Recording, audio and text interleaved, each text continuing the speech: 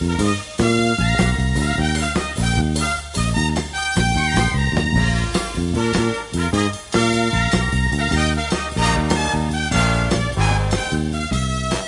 morning, Bucknutters. It is March 1st, 2016. I am Dan Rubin. This is the Bucknuts Morning 5 and Change. Joined on Tuesday, as always, by Duane Long. Duane, how are you this fine morning? Oh, I'm enjoying it, man. I think we're going to have an early spring. I could not be more excited. I am ready to put winter behind me. From your mouth to God's ears, as my grandmother would once say. Okay, we are talking combine. Considering the Buckeyes were really I don't know about the stars of the show, but they certainly took up a large piece of the coverage pie there for the NFL Network et al. Over the last 4 or 5 days. We now have the results. Very interesting stuff. It does seem that the most popular storyline now is the deconstruction of one Joey Bosa. For some reason, him running a 4.86 in the 40 has sent people aflutter. I saw something today that Bill Polian has said that's not a first-round draft pick time, and he wouldn't pick him in the first round, which leads me to believe Bill Polian, someone I very much respect, may need to get some round-the-clock care. So Bosa worked out. We'll talk about all those numbers and such. Your general opinion of Bosa after the workouts, has it changed your opinion of where he should be drafted? No, because to me, this is just something Mike Mayock, who I respect more than any of these guys out there, he said it's just a check. And, we saw what he did on the football field. There's so much film of this guy dominating football games. Put the Notre Dame game on. Just put the Notre Dame game on. They're talking about, Mayock was even talking about this, Ronnie Stanley or Staley, whatever his name is, he's going, but the guy on the right side is going to be kicking over to the left side. Well, he was on the right side against Bosa, and, Mike Mayock saying this kid's going to be another first-round draft pick as an offensive lineman. Bosa destroyed him. Bosa shut down the Notre Dame offense by himself. I don't want to hear all this ridiculous nonsense. It's really gotten too far. It's, as you said, deconstruct. There's a certain point where all the elite guys, they start taking them apart just to see what's wrong. It's almost like they get a Ferrari in the garage and disassemble it just to see how it works. It's absolutely ridiculous. I guarantee you Bosa's off the board by the 6th pick. No doubt in my mind. And that has more to do with position than it does Bosa himself. People are just not going to draft a strong side defensive end number 1 overall. That was a little bit crazy. They said he's the best player in college football. That doesn't mean he was going to get drafted number 1. Absolutely ridiculous. I just throw all that out. I really respect Bill Polian, but this is one I believe he's wrong on. And when you're evaluating talent, sometimes you can be wrong. I agree with you completely. I think he's going to get picked 4th overall by the Dallas Cowboys. I say that as a unabashed, lifetime sufferer, mostly, at least the last 25 years, of the Dallas Cowboys. Keep in mind, Randy Gregory is suspended for the first 4 games of the year. They're not bringing back Greg Hardy, so a position of need has emerged. Their best player on the defensive line last year was a guy named DeMarcus Lawrence, a Boise State guy from a few years ago who can play on either side. So I also am not you can put Bosa in as a right end and the Cowboys 4-3. To me, I'll be very happy. I have no fear about Bosa. I haven't since watching him in person play as a true freshman, where after every single play, and I was there at the game, and I've told the story before, he could barely get himself off the ground. I think it was his shoulder. Shake it off, next snap, just as ferocious as ever. The one thing the Combine does, and I would say this, Duane, I think you're like me. I love the Combine, okay? I can watch the whole thing without overreacting, though, and keep this in mind.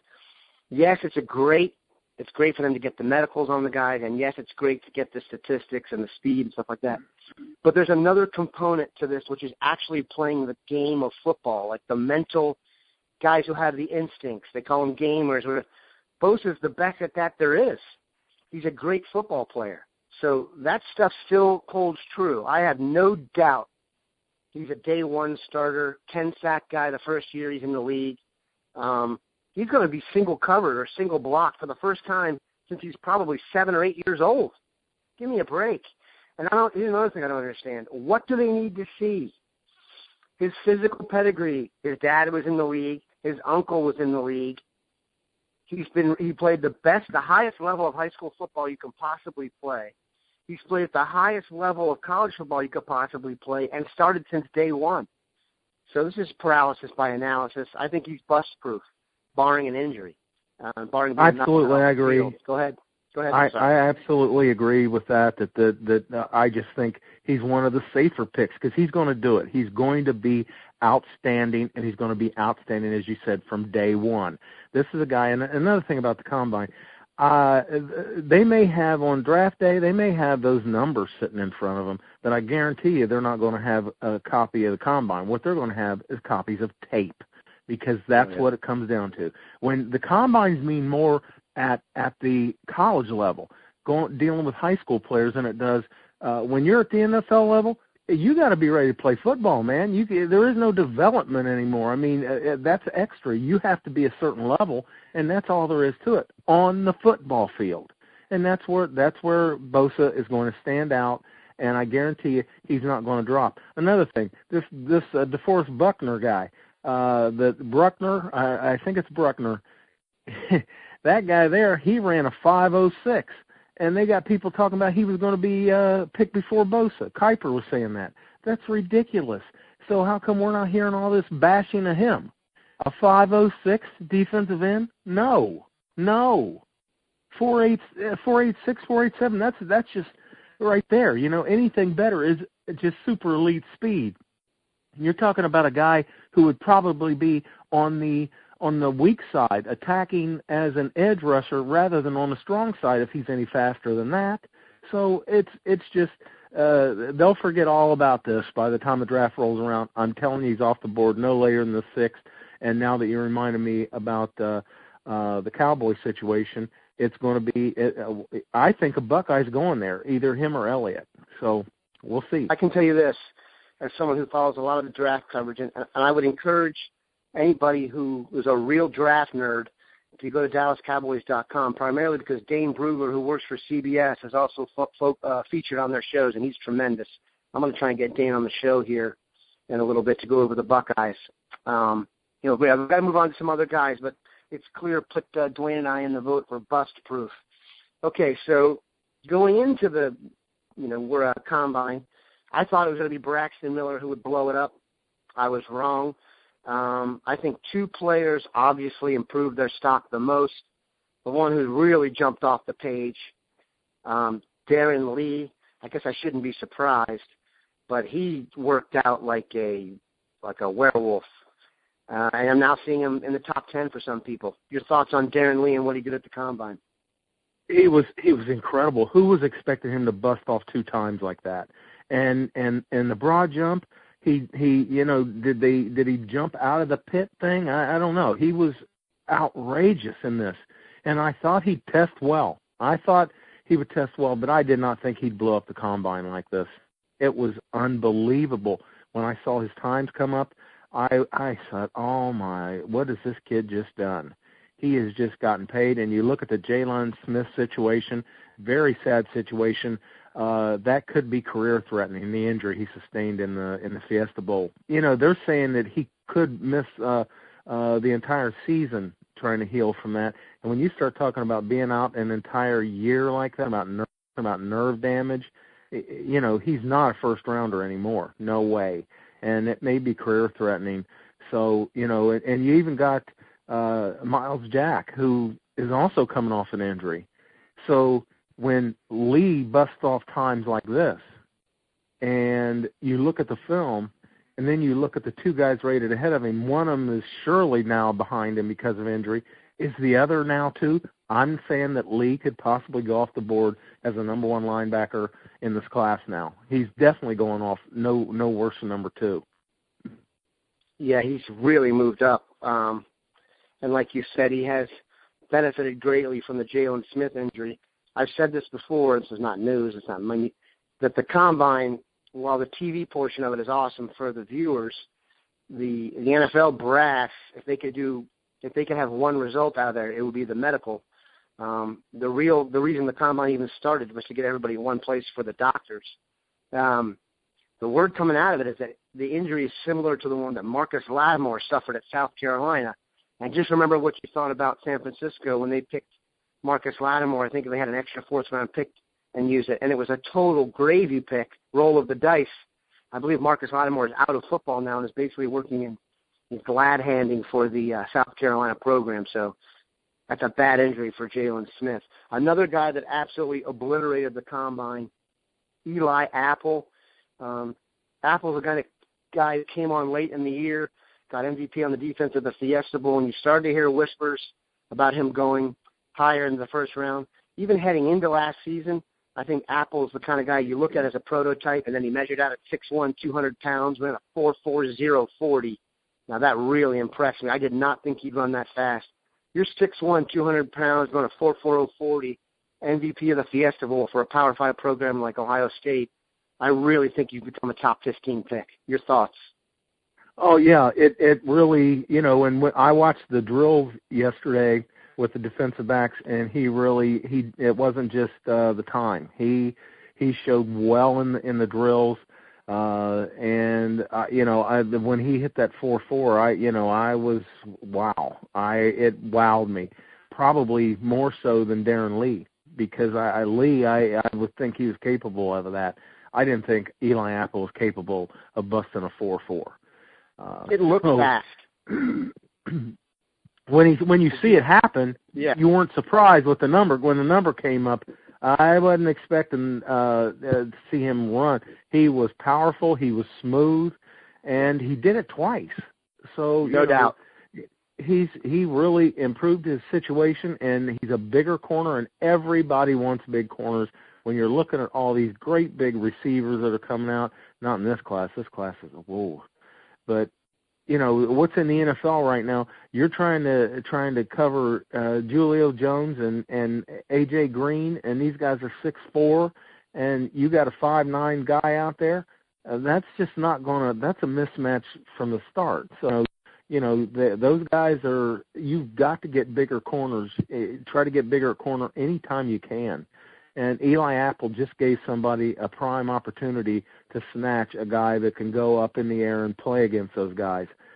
You watch, he's going to move up a lot in this draft, especially when, Hargraves, he's 5'9", and his drills, I thought Eli Apple was better in the drills. He just wasn't, the only thing that Mayock kept saying was his ball skills. And I said, you got to get to the ball first, and he's a little tiny guy. He did not turn and run well. Deion Sanders made some kind of comment about that he wasn't as smooth as he thought he was going to be. We'll see what's going to happen with that. And the other big kid, I could see it depends on – some people think that Jalen Ramsey is going to be a safety. He may not be a corner. It's going to determine which team. I think he's going to be no worse than number 2 guy off the board. I think people are going to look at the size difference, the 4.4, and go with Eli Apple. Yeah, Ramsey, another guy who obliterated the combine. He's a freak. He's not getting – the Chargers are going to pick him at number 3, I think. He was awesome. Absolutely. But like you mentioned, the other two, Ramsey, I think some have him safety, some have him corner. Truthfully, after the combine, he's probably going to be a corner. I think that position is more valued, and it's probably better off for him to consider himself a corner going to get into the draft. But the other two guys, good Lord, Mackenzie Alexander and Vernon Hargreaves did not jump off the field to me at all. And the fact that they're smaller, listen, when guys go to pull the trigger for the draft, I'm convinced of this, that they want prototypes, and Eli Apple fits into that mold. So more power. Another thing about Mackenzie Alexander has not had an interception in his college career. It was stated during the combine he's never had an interception, and Mike Mayock said there hasn't been a cornerback taken in the first round of the draft who didn't have a college interception in 5 years. Wow. So, yeah, at some point you got to get your hands on the ball, man, and this guy does not seem to have the ability to do it. Yeah, even if it just falls into your hands, he does not seem to be able to find the football. And if you can't find the football, I don't know what you're doing on the football field in the NFL. I would say a number of guys at the Combine, we don't have to go into too much detail with, I think showed up and did exactly pretty much what was expected in this group. I mean, Von Bell didn't work out, measured at 5'11", 200, did okay on the bench. Taylor Decker, I thought, had he gone to the Combine or not, was going to get drafted in the same spot, worked out fine. It was a while back. We talked about last week with some of the guys. Ezekiel Elliott looks great. I know the Cowboys aren't going to pick him at number 4, but if the Cowboys are able to trade down a little bit, I think he's in the mix. Like I said, I didn't think he'd get under 4.50 at 225 pounds, but 4.47 is just absolutely flying at that speed, especially with the production and the versatility. I don't see the weakness. I don't either. It makes me a little nervous.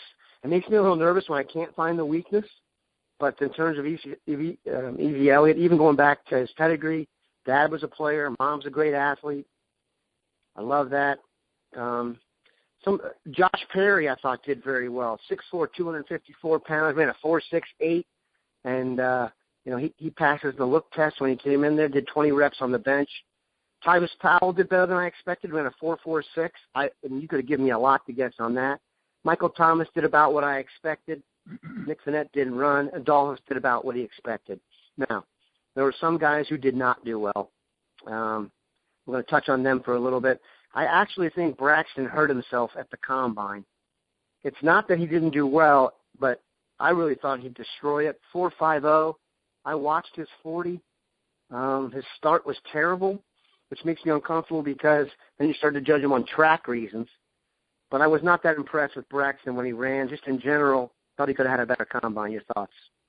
Yeah, I agree. He did not. He was a guy that I thought would light it up, and I really was thinking that he was the one that was going to run the Elliott time. I thought he was a 4.45 guy, and the 4.5 I said he'll do better the next time, and then he ran a 4.55. A slot receiver, that's where he projects to. He's got to run better than that. It's definitely did hurt him, not showing the speed. He caught the ball fine. It was that wasn't a problem, but he needed to be very fast.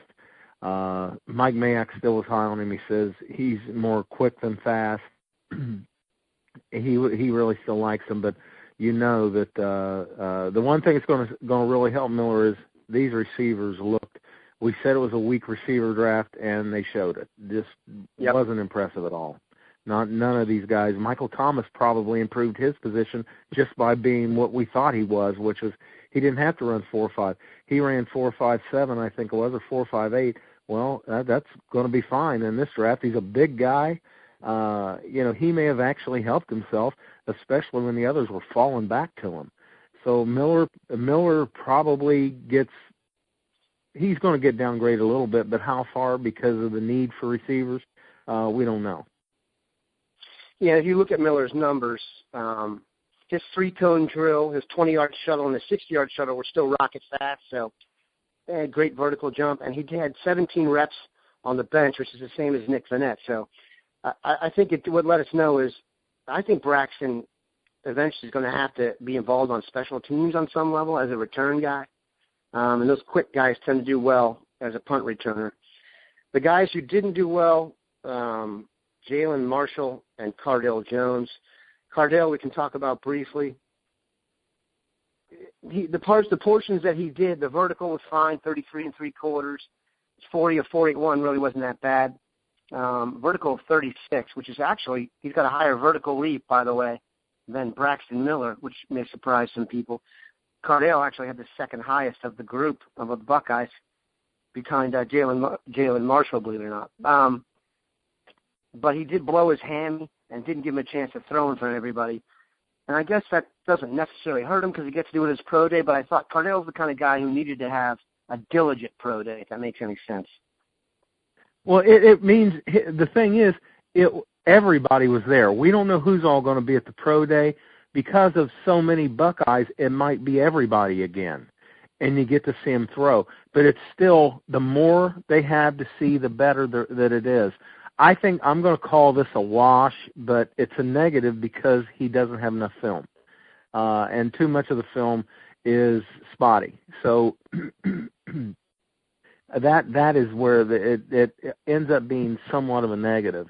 You know, he did do well in the things he did do, but being able to stand out there and throw in front of those guys, all of them, every NFL team is represented en masse at the Combine. How many of them are going to be at the Pro Day? I assume just because of the number of Buckeyes they want to look at, that they will see Cardale Jones. So he's going to look out there, but it still would have been better if he could have thrown here too. No question, and that's when on that point. March 11th is the Pro Day. I definitely think you can expect to see every NFL team represented. What members of the brass, we don't know. Going to be a huge day for Cardale Jones. Going to be a huge day for Jalen Marshall, as we mentioned. Jalen had some good explosive characteristics, had the highest vertical on the team, ran a nice three-cone, but he's going to have to blow up and run a faster time than a 4.6. So we are starting to get a flood of NFL sources check in with their impressions from the Combine. That stuff will go in the boarding house. Make sure to keep it locked into Bucknuts as we wrap everything up on the Combine and move on to the rest of the off season. Have a great one, Bucknutters.